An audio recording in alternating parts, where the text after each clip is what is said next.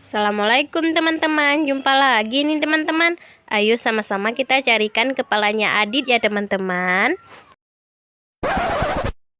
Oh no.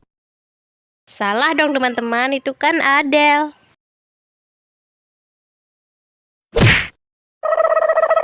Salah lagi teman-teman, ini kan si Ipin teman-teman.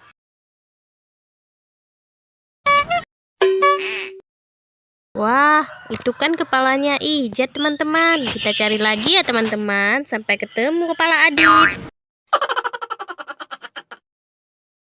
Salah juga teman-teman, ini kan ninja samurai.